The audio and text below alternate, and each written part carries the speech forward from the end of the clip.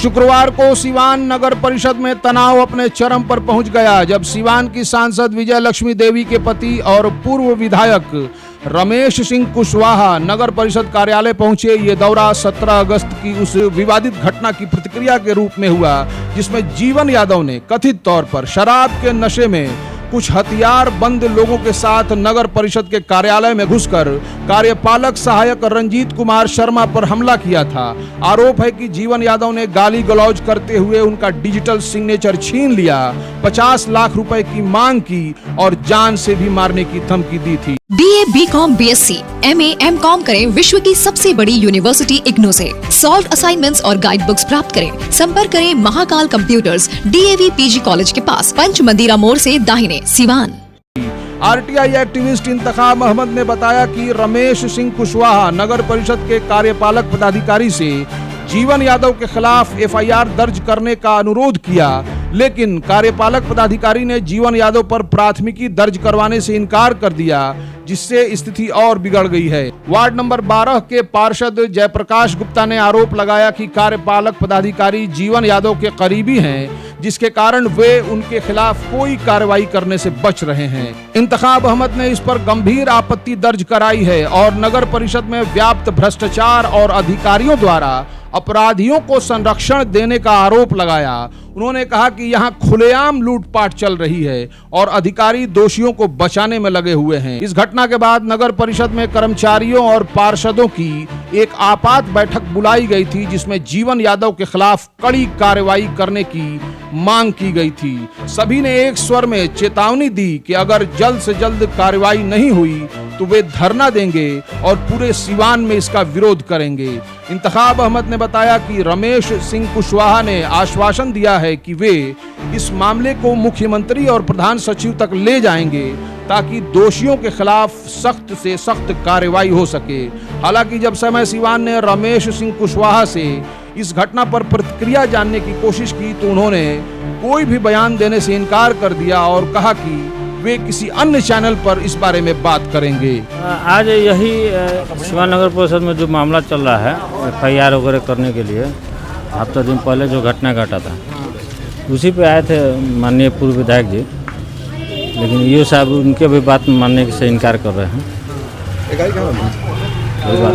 किस तरीके से आप FIR दर्ज वगैरह हुआ या अभी क्या प्रक्रिया? नहीं हो रहा ना FIR, ये साहब नहीं कर रहे हैं FIR। ये साहब FIR नहीं कर रहे हैं? नहीं। क्यों, ऐसा क्यों है? अभी तो वो उनका रंगदारी है। इंतखाब ये क्या हो रहा है ये सब? देखिए, आज बैठक कुछ पार्षद लोग रमेश कुशवाहा सांसद पति जो हैं आए थे इसी संबंध में कि भाई नगर परिषद चलेगा कैसे बढ़िया से। निश्चित तौर पर कूड़ा गिराने की जगह नहीं है, योजना में लूटपाट सब चल रहा है, कोई भी आके कर्मचारी को मार दे रहा है। तो इसी संबंध में वो आए थे पूछने के लिए कि अगर मान लो किसी पार्षद पर कोई कुछ चलाता है, हाथ में चलाता है, गाली देता है, मारता है, तो आपके स्तर से क्या कार्रवाई की जा रही है। लेकिन उन्होंने देने के बाद भी उन्होंने FIR के लिए चाहे कोई भी कानूनी कार्रवाई करने के लिए तैयार नहीं है एग्जीक्यूटिव अफसर। इसलिए इनका मित्र हैं वो। ये सब ऐसे जैसे किनके मित्र हैं? सुनने में आता है जीवन यादव के मित्र हैं। अच्छा। जैसे पार्षद सब लोग कहते हैं।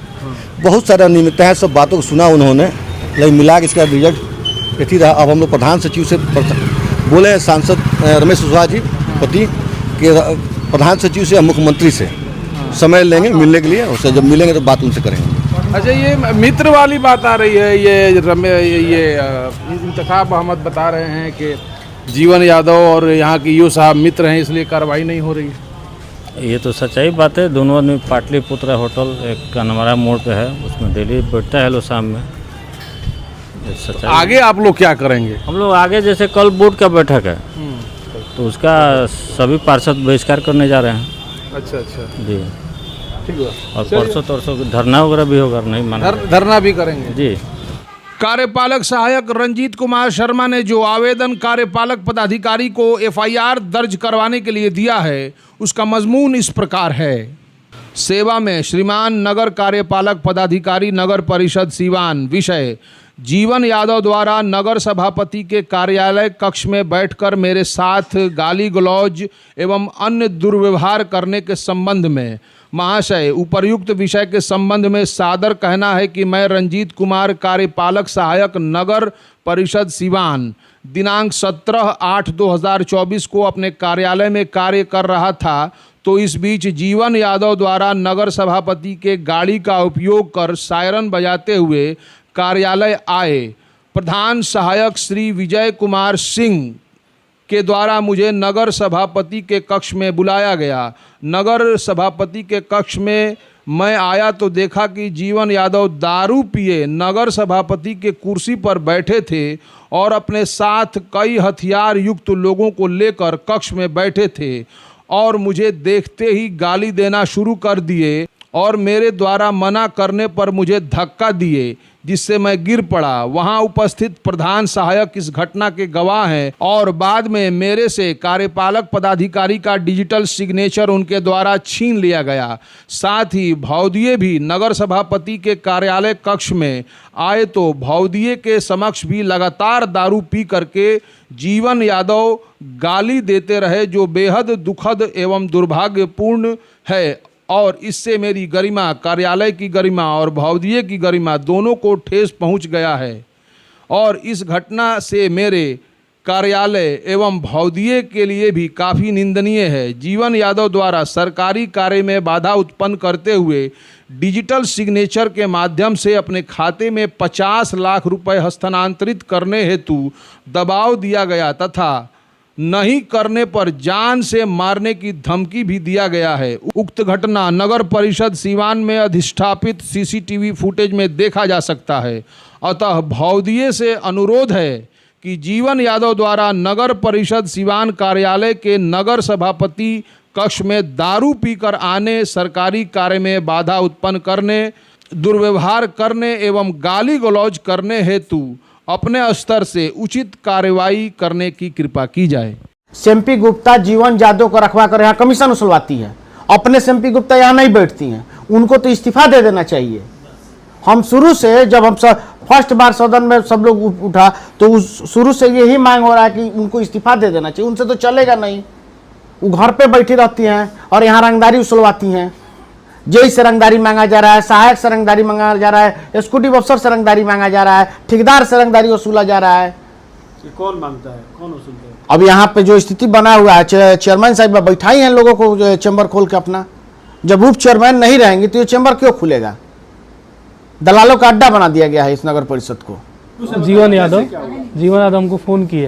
अच्छा। तो कॉल हम नंबर सेव नहीं था, नहीं उठाया, दूसरा कॉल किए तो बोल रहे हैं कि तुम्हारा बाप बोल रहे हैं, फ़ोन क्यों नहीं उठा रहे हैं? कौन बोल रहा है? जीवन यादव बोल रहे हैं कि तुम्हारा बाप बोल रहे हैं। अच्छा, आपको? हाँ, फ़ोन क्यों नहीं उठा रहा है? उसके बाद उन्होंने उधर से आवाज़ लगाई कि कौन बोल रहा है? तुम्हारा बाप बोल रहा है। तुम्हारा बाप। तो हम बोले कि इस तरह बात क्यों कर रहे हैं, आप कोई काम है तो हमसे बोलिए, बड़ा उससे बोलिए, ऑफिस में बोलिए चल के।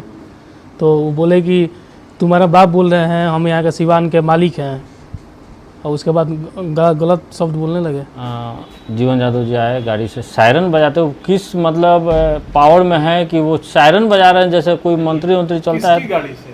उन चेयरमैन सभापति लिखा हुआ है उस गाड़ी पे, चेयरमैन की गाड़ी में बैठे थे जी। अच्छा। और उस पर सायरन बज रहा है, जैसे कोई मंत्री या एम्बुलेंस वगैरह जाता है तो सायरन बजता है ना, वैसे सायरन बजाते हुए नगर परिषद में उनका गाड़ी का एंट्री हुआ। गाड़ी से उतरे, ऊपर गए चैम्बर में चेयरमैन साहब के चेयर पर बैठे। उसके बाद बाड़ा बाबू नीचे से गए। उसके बाद रंजीत को बुलाया गया, रंजीत से गाली गलौज हुआ, हाथापाई हुआ। उससे मैंने वो बता रहा था कि 50 लाख रुपए का डिमांड किया गया। उसके बाद यूओ साहब भी आए, यूओ साहब के सामने भी उसको गाली दिया गया और यूओ साहब कुछ नहीं किए। ये तो बहुत दुर्भाग्य की बात है। यूओ साहब क्यों कुछ नहीं किए? तो कहाँ किया? अभी तक तो कुछ नहीं हुआ है। 17 उनके कर्मचारी के साथ ऐसा दुर्व्यवहार हुआ, उनके सामने हुआ, तो उनको तो बोलना चाहिए। डिजिटल सिग्नेचर ले लिए, बोले कि 50 लाख रुपया जो है हमको चाहिए। कौन बोला? हम जीवन यादव। फिर बोले 50 लाख रुपया हमको चाहिए। अनूप से बोले दिए कि तुम 50 लाख रुपया हमको दे दो इसमें से। डिजिटल सिग्नेचर ले लिए। कैसा 50 लाख? अब पता नहीं कैसा 50 लाख। देखिए, मामला कुल मिलाकर मामला कमीशन का है कि इनको चाहिए, पैसा चाहिए, ये चाह रहे हैं कि एक्स्ट्रा पैसा लोग से उछले और हमको दें। BA, BCom, BSc, MA, MCom करें विश्व की सबसे बड़ी यूनिवर्सिटी इग्नू से। सॉल्व असाइनमेंट्स और गाइड बुक्स प्राप्त करें। संपर्क करें Mahakal computers, DAV PG college के पास, पंच मंदिरा मोड़ से दाहिने, सिवान। हमको धक्का दिए और बोले कि गाली देने लगे, गलत शब्द बोलने लगे। अच्छा, फिर उसके बाद फिर उसके बाद बोल रहे हैं कि तुमको गोली से मारेंगे, तो ये करेंगे। कौन बोला था? जीवन यादव। तो वहाँ अध्यक्ष मौजूद थी? नहीं जीवन यादव उनकी कुर्सी पर थे जी, और आपको उन्होंने सीधे बोला कि आप 50 लाख रुपए दे दीजिए, गाली देते हुए बोला। गाली देते हुए, धमकाते हुए। आपको लगा कि हथियार भी साथ था उनके? उनके बाहर लोग थे, लिए हुए थे हथियार लिए हुए थे? हथियारबंद लोग बाहर थे। जी अच्छा अच्छा अच्छा। तो आप तो डर गए होंगे तब? जी आप डर गए होंगे, आपने तुरंत फोन किया होगा, जी। चाहे अपने लोगों से बताया होगा? नहीं, किसी से नहीं, फ़ोन भी मेरा रख लिया था वो। अच्छा, फोन भी आपका रख लिया? जी, दारू के नशे में हमको दिखाई दिया, आवाज़ से लगा। जी जी अच्छा, मैंने लग रहा था कि पी के आया। जी, और वही बोले, गाली वाली दिए, बोले कि तुम उठा लेंगे सबको, तुम नहीं आ रहे हो, तुम नहीं आओगे तो तुम घर वाले को उठाएंगे वगैरह वगैरह बोले। कौन बोला था? जीवन यादव बोले। अच्छा, सामने से फोन पे? नहीं, सामने बोले यहाँ पे। घर वालों को उठा लेंगे? जी। अब ईओ साहब के सामने ये घटना घट रही है, आपके सामने? अच्छा, ईओ साहब के सामने जब वो आपको ईओ साहब के सामने भी गाली दी है, तो ईओ साहब उनको कुछ रोके नहीं, कुछ बोले नहीं? न, वो प्रयास कर रहे थे रोकने का, 1-2 बार बोले, उससे ज़्यादा नहीं बोले वो। जिला प्रशासन, डीएम साहब और तमाम आला अधिकारियों से हम मांग करते हैं कि इस पे उचित कार्रवाई किया जाए और आने वाले दिनों में कर्मचारी, चाहे किसी माननीय, चूँकि माननीय को लोग को भी, पार्षद लोग को भी गाली गलौज होता रहता है, किसी कर्मचारी, किसी माननीय को चाहे कुछ भी अगर होता है तो इससे जिम्मेदार जीवन यादव होंगे। तो आप लोग क्या एक्शन ले रहे हैं? आप कर्मचारी देखिए, कर्मचारी यूनियन का अध्यक्ष होने के नाते सारे कर्मचारियों को बैठक हुई, सारे कर्मचारियों ने तय किया कि भाई इस मामला को हम लोग डीएम साहब, एसपी साहब और थाना को हम लोग देंगे कि कल अगर एफआईआर होता है तो अगर जेल जाएंगी तो जीवन यादव जेल नहीं जाएंगे, क्योंकि ऑथराइज पर्सन नहीं है, हमारे चेयरमैन जेल जाएंगी। और उनके पद का अगर मिसयूज किया जा रहा है, कहीं से भी अगर एफआईआर होता है तो वो सेम्पी गुप्ता जी जेल जाएंगी। तो उनसे निवेदन है कि वो आएँ तभी अपने कार्य को निष्पादित करें, और नहीं तो उनसे अगर पद नहीं संभाल रहा है तो इस्तीफा दे दें। क्योंकि अक्सर देखा जाता है कि उनके टेबल पर, उनके चेयर पे दूसरा कोई बैठ के कार्य को करवाता है।